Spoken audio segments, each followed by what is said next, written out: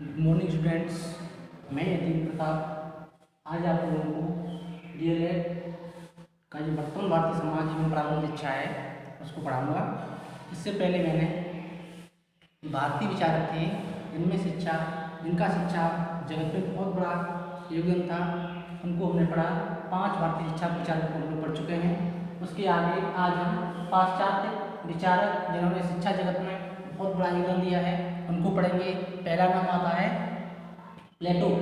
प्लेटो को जैसे ही हम सुनते हैं, जैसे ही जानते हैं, वैसे ही हमारे दिमाग में एक महान दार्शनिक, महान शिक्षा शास्त्री, महान राजनीतिक, महान समाज सुधारक एवं महान विद्वान का चित्र हमारे सामने आ जाता है। प्लेटो के बारे में हम सबसे पहले प्लेटो के जीवन परिचय को पढ़ेंगे, उसके बाद आगे बढ़ेंगे। प्लेटो के जीवन परिचय से संबंधित कुछ चीज़ें हैं, उनको देख लेते हैं। प्लेटो का जन्म 427 ईस्वी में एथेंस में हुआ था। प्लेटो एक कुलीन परिवार से थे और उनके जो पिता थे, उनके जो पूर्वज थे वो राज परिवार से थे, अर्थात जो प्लेटो थे वो राजाओं के पुत्र थे। जबकि इनके गुरु सुकरात के बारे में एकदम उलट था, वो एक गरीब परिवार से थे। जबकि प्लेटो कैसे थे? शाही परिवार से थे, कुलीन परिवार से थे। आगे देखते हैं, इनके पिता अरिस्तेन एक खिलाड़ी थे, बहुत बड़े खिलाड़ी थे, नामी गिरामी खिलाड़ी थे। क्योंकि एथेंस को खेलों के बारे में ही जाना जाता है। जो खेलों की पहचान है, खेलों की जो पहचान है एथेंस से होती है। आगे देखते हैं, इनकी जो शिक्षा थी खेलों के माध्यम से, संगीत के माध्यम से उस समय एथेंस में दी जाती थी। आगे देखते हैं, 20 वर्ष की आयु में ये सुकरात जो इनके गुरु थे उनके संपर्क में आए और 8 वर्षों तक लगातार उन्होंने सुकरात के निर्देशन में कार्य किया। आगे देखते हैं, जब 399 ईसा पूर्व में सुकरात को प्राण दंड दिया गया, उनको मौत की सजा दी गई, उस समय इनका मन बहुत व्यथित उठा। ये विचलित हो गए और उन्होंने इस घटना से आहत होकर, क्षुब्ध होकर अपना देश एथेंस छोड़ दिया। और इन्होंने एथेंस छोड़ने के बाद विश्व के तमाम देशों का भ्रमण किया और फिर उन्हें वापस आ गए। 387 ईसा पूर्व से 387 ईसा पूर्व के बाद से अपनी मृत्यु तक लगातार उन्होंने इनके द्वारा स्थापित एकेडमी शिक्षण संस्थान था उसमें अध्ययन किया। और 347 ईसा पूर्व में इस महान विभूति का, इस महान शिक्षा दार्शनिक का देहावसान हुआ। इसने दुनिया को अलविदा कह दिया। ये इनका जीवन परिचय था जो हमने पढ़ा। अब देखते हैं प्लेटो की कुछ प्रमुख कृतियाँ हैं, उन पर दृष्टिपात करेंगे। हालांकि बहुत सारी कृतियाँ इनकी, लेकिन 2 कृतियाँ बहुत महत्वपूर्ण हैं। 2 इनकी रचनाएं हैं वो विश्व प्रसिद्ध हैं, जगत प्रसिद्ध हैं। उनको देखते हैं। द रिपब्लिक की बात करेंगे। द रिपब्लिक ये साहित्य की उत्कृष्ट रचना है जिसमें शिक्षा, राज्य तथा राजनीति के संबंध में प्लेटो के विचार संकलित किए गए हैं। दूसरी बात करेंगे द लॉज। इसके संपूर्ण राजनीतिक जीवन का इसमें निष्कर्ष निकाला गया है। इन्होंने तो 2 रचनाएं मैंने बताई, एक द रिपब्लिक, दूसरा द लॉज। दोनों ही इनकी सर्वश्रेष्ठ रचनाएं हैं। इन्होंने संपूर्ण शिक्षा जगत को, संपूर्ण राजनीतिक जगत को अपना अतुल्य या बहुमूल्य योगदान प्रदान किया है। अब देखते हैं प्लेटो का शिक्षा दर्शन। इनकी जो एजुकेशन फिलॉसफी थी वो क्या थी? प्लेटो तत्कालीन एथेंस की या तत्कालीन अपने जीवन की व्यक्तिगत और सामाजिक समस्याओं को शिक्षा के माध्यम से उनका समाधान करना चाहते थे। इसलिए ये समाज और व्यक्ति दोनों को ही महत्वपूर्ण मानते थे और ये कहते थे कि एक के बिना, अर्थात व्यक्ति के बिना समाज का और समाज के बिना व्यक्ति का अस्तित्व संभव नहीं है। अर्थात ये क्या है? एक ही सिक्के के 2 पहलू हैं, एक के बिना दूसरे को हम अस्तित्व स्वीकार नहीं कर सकते। तो ये इनका शिक्षा दर्शन था। इसके आगे देखते हैं शिक्षा का अर्थ। शिक्षा से ये कहते थे, शिक्षा से मेरा अभिप्राय, देख लेते हैं। शिक्षा से मेरा अभिप्राय उस प्रशिक्षण से है जिससे अच्छी आदतों के द्वारा बालकों में नैतिक गुणों का विकास होता है, नैतिकता का विकास होता है। काफी समझते हैं, शिक्षा से मेरा अभिप्राय उन अच्छी आदतों से है जिनके विकास द्वारा बालकों में नैतिकता का विकास होता है। तो ये शिक्षा को क्या करते थे, शिक्षा में नैतिकता को महत्वपूर्ण स्थान देते थे। जैसे इन्होंने नैतिकता ही वो बेस था, नैतिकता ही वो आधार था जिसकी नींव को रखकर उन्होंने क्या किया, आदर्शवाद को स्थापित किया। शिक्षा में आदर्शवाद की जो कॉन्सेप्ट था, आदर्शवादी विचारधारा थी, वो प्लेटो की ही देन है। इसलिए वहाँ नैतिकता को उच्च मानदंड के रूप में रखा गया है, उच्च नॉर्म्स के रूप में रखा गया है, जिसमें नैतिक मूल्य होते हैं। 3 शाश्वत नैतिक मूल्य थे, उनको बताया था क्या थे, सत्यम शिवम सुंदरम। आगे देखते हैं हम लोग, ये इसको आप चाहे तो नोट डाउन कर लें या इसका स्क्रीनशॉट ले लें।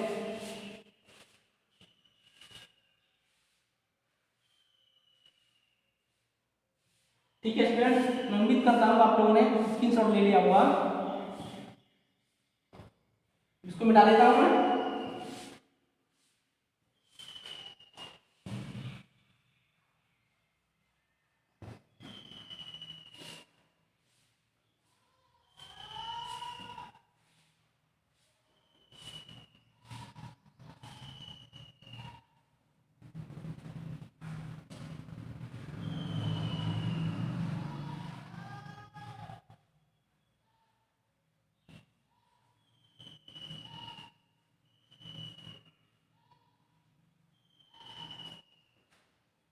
अब देखते हैं प्लेटो की शिक्षा के उद्देश्य क्या थे, उसको देखेंगे। नोट कर देता हूं मैं, प्लेटो की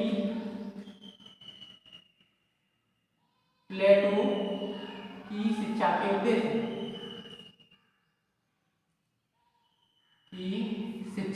उद्देश्य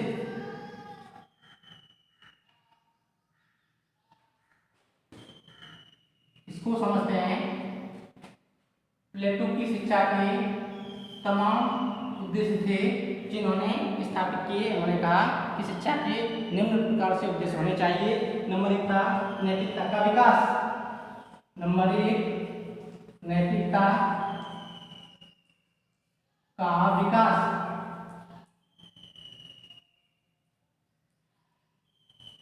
इन्होंने कहा शिक्षा का उद्देश्य छात्रों में नैतिक आचरण है उसका विकास किया जाना चाहिए। नंबर 2 बात की उन्होंने जीवन के शाश्वत मूल्यों का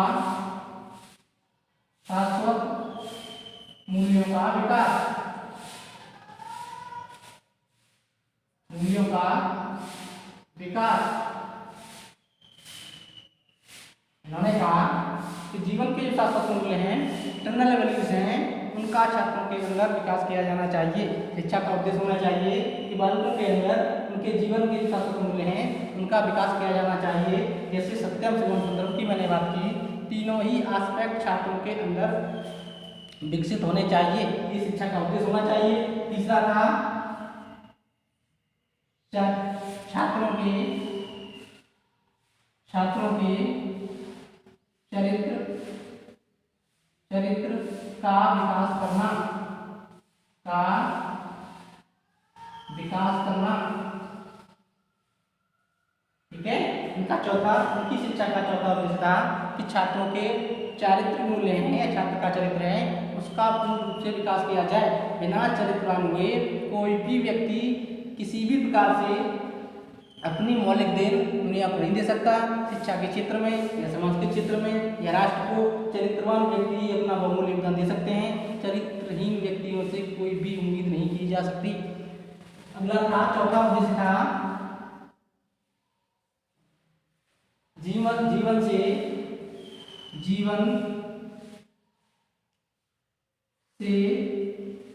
सामंजस्य स्थापित करने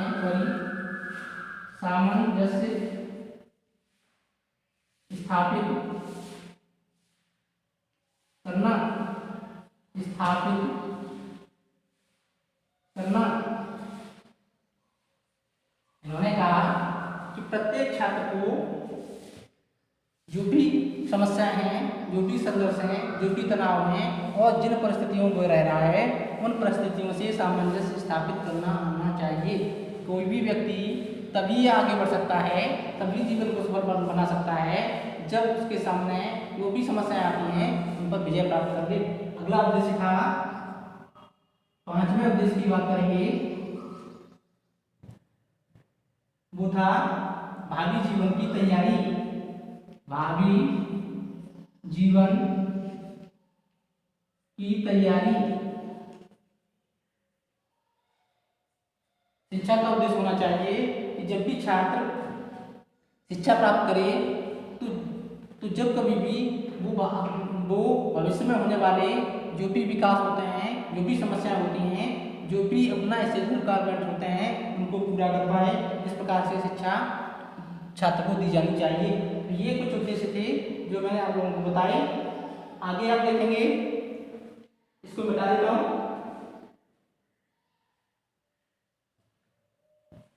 इसको बता देता हूँ, ठीक है। अब देखते हैं करिकुलम, पाठ्यचर्या। करिकुलम की बात करते हैं, पाठ्यचर्या की बात करेंगे। प्लेटो का पाठ्यचर्या क्या था, वो अपने पाठ्यक्रम में किन विषयों को प्रमुख स्थान देना चाहते थे। तो प्लेटो ने अपनी संपूर्ण पाठ्यचर्या को 3 भागों में बांटा। पहला था 3 का है 4 भागों में बांटा था। पहला था शैशवावस्था।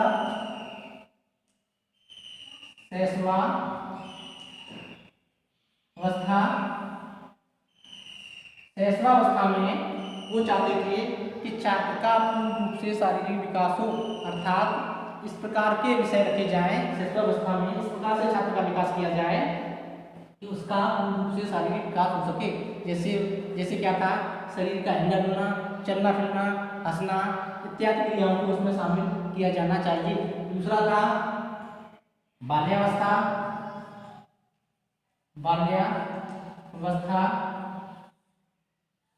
बाल्यावस्था में प्लेटो चाहते थे कि जो करिकुलम हो, ये पाठ्यक्रम हो, उसमें ऐसे विषय रखे जाएं ताकि छात्रों का नैतिक विकास हो सके। जैसे बाल्यावस्था की बात करते हैं, जैसे शाश्वत मूल्यों की बात की मैंने, शाश्वत मूल्यों की बात की थी। मूल्यों की बात इसमें ऐसे विषय रखना चाहते थे जैसे सत्यम शिवम सुंदरम, सत्यम शिवम सुंदरम,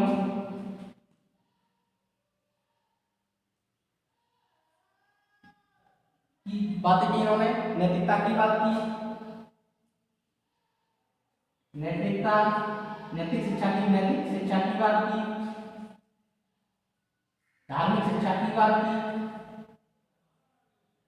धार्मिक शिक्षा से संबंधित जो विषय थे उनकी बात की। तमाम विषयों को ये इसमें शामिल रखना चाहते थे। अगली बात करेंगे, जो तीसरी अवस्था थी वो थी प्रौढ़ावस्था, सॉरी किशोरावस्था।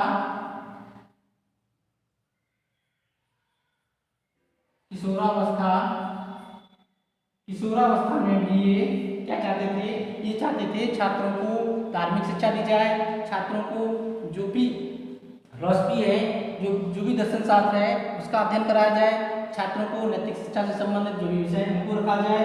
इत्यादि विषयों को किशोरावस्था में वो अपने पाठ्यक्रम में स्थान देना चाहते थे। नेक्स्ट बात करेंगे प्रौढ़ावस्था।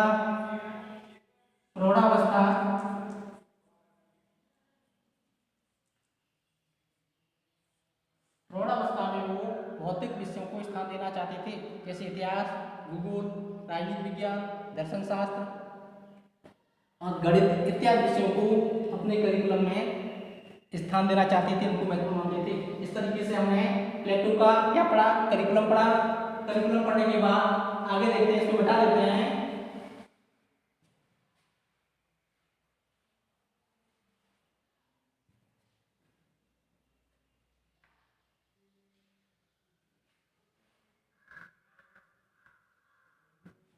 मैंने करिकुलम पढ़ाया था, उसमें अब क्या 4 अवस्थाएं बताई थी। प्रौढ़ावस्था तो उच्च शिक्षा के लिए देख लेते हैं। उच्च शिक्षा के लिए, उच्च शिक्षा में, हायर एजुकेशन में वो चाहते थे कि डाइलेक्ट्रिक जैसे विषयों को रखा जाए।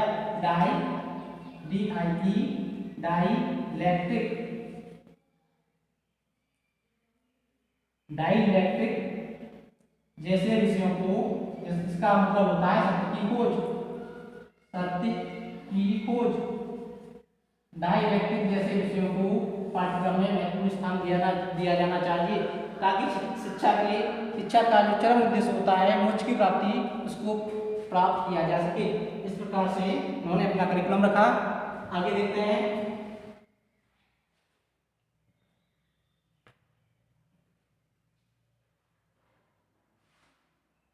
शिक्षण विधि की बात की उन्होंने। शिक्षण विधि, शिक्षण विधियां, इनकी क्या शिक्षण विधियां थी? इनकी सबसे प्रमुख शिक्षण विधि थी वो थी वाद विवाद विधि। वाद विवाद विधि। हालांकि इन्होंने अपने गुरु सुकरात की जो प्रश्नोत्तर विधि थी उसको भी अपनी शिक्षा में महत्वपूर्ण स्थान दिया। उनके गुरु की जो विधि शिक्षण विधि थी, टीचिंग मेथड था, वो था प्रश्नोत्तर विधि, क्वेश्चन मेथड, प्रश्नोत्तर विधि। तीसरा ये महत्वपूर्ण विधि तर्क विधि, तर्क विधि। चौथा व्याख्यान विधि, लेक्चर मेथड, व्याख्यान विधि। ठीक है स्टूडेंट्स, ये कुछ विधियां थी जो इनकी शिक्षा की प्रमुख शिक्षण विधियां थी। इसके आगे देखेंगे हम लोग, इसको मिटा देता हूं, नोट डाउन कर लें आप लोग।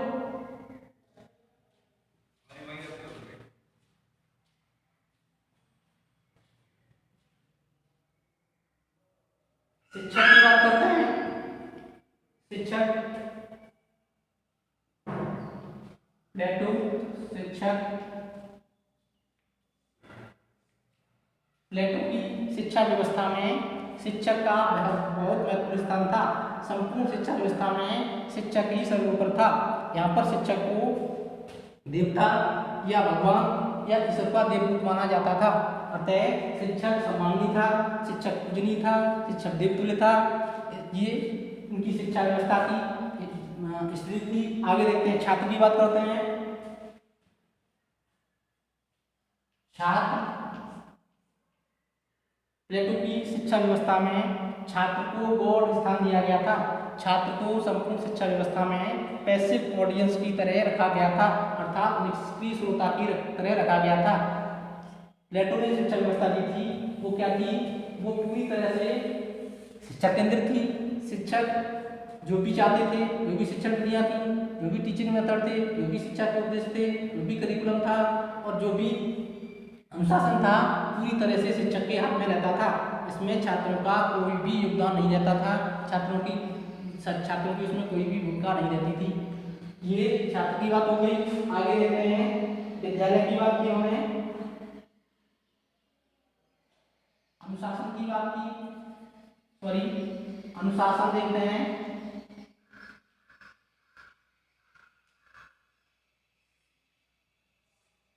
यहाँ पर छात्र में क्या किया जाता था? शिक्षा के द्वारा उसके नैतिक मूल्यों का विकास किया जाता था। जब छात्र में नैतिक मूल्य स्थापित हो जाते थे, विकसित हो जाते थे, तो छात्र स्वयं ही जो अनुशासन होता था उसका पालन करता था। इसलिए यहाँ पर आत्म अनुशासन की बात की गई है। यहाँ पर क्या था? आत्म अनुशासन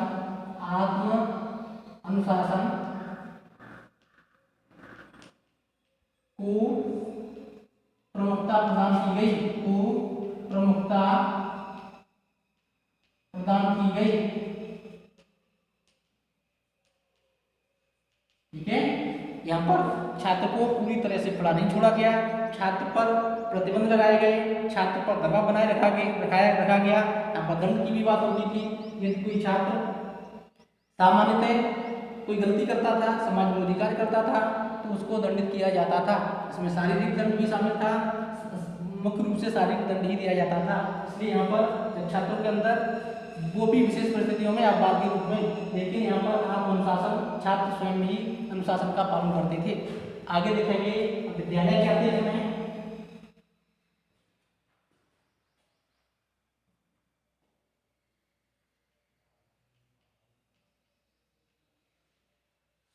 प्लेटो ने क्या किया? प्लेटो ने एक औपचारिक शिक्षा संरचना की, औपचारिक रूप से शिक्षा के लिए, औपचारिक रूप से शिक्षा के लिए अकेडमी नामक शिक्षण संस्थान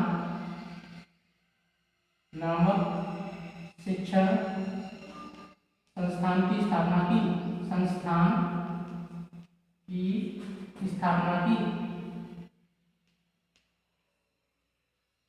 यहाँ पर क्या किया, अकेडमी नामक शिक्षण संस्थान खोला उन्होंने और जीवन पर्यंत इस अकेडमी में वो अध्यापन कार्य करते रहे।